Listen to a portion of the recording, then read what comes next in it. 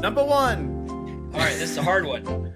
What is a let-in, so LET-IN, let-in brace used for in wall framing? They don't do it too much anymore nowadays, but in Japan they do. They still do it in Japan. A let-in brace. So Let-in brace? Let-in brace. So I'm gonna give you a couple options. Is it to support headers over wide openings? Is it a diagonal member notched into studs to prevent racking? Is it a horizontal block added for drywall backing? Or is it to align roof rafters during installation? A let-in brace. Oh, I'm gonna go with Bravo on that one. That is correct. So it used to be that they would take and so you got your wall, but it could be going like racking, right? So you'd hold up a board, make marks, and notch those studs and let it in there so that it had like diagonal support. And in Japan they still do it, but this was more common. My house actually has that.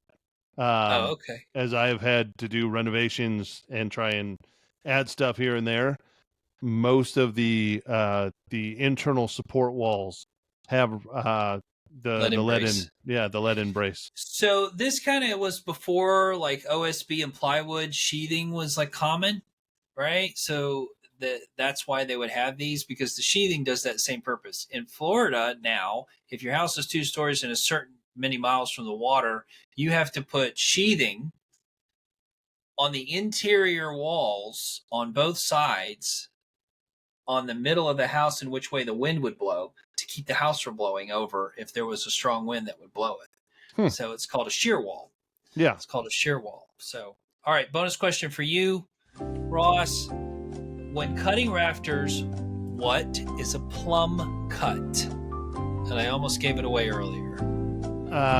So the plumb cut would be a perfectly square. There's a C cut and a plumb cut.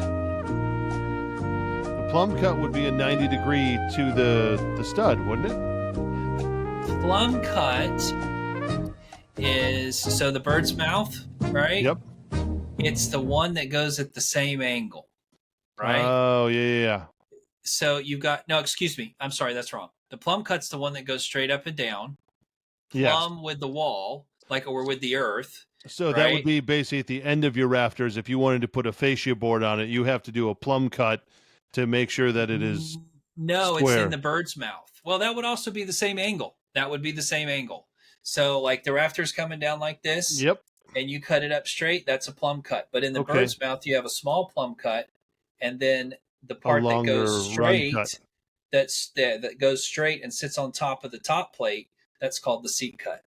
So plumb cut, seat cut. So even if it's at an angle, it's still plumb. It's still going level with the earth. Yep. Yeah, plumb with the earth, I should say. I always find it most amazing that like when you could have the most advanced tools in the world, and when you're laying out a house, it's still done with a plumb bob, which is a weight on a string.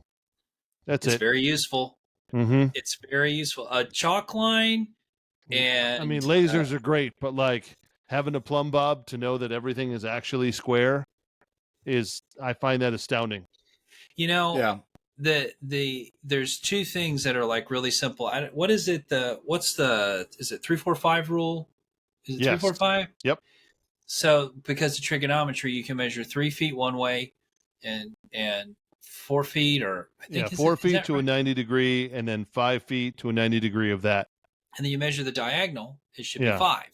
Because if it's not, then you're not in square. And you can look it up, but you can get as big as 1,000 feet this way and 1,000 feet that way, whichever way you got to do to figure out if you're square. And that's how they get foundation square. They use that method to make sure like the whole house the foundation is square. So I just love that stuff. I just think it's so neat. I don't think anybody knows anything, appreciates it.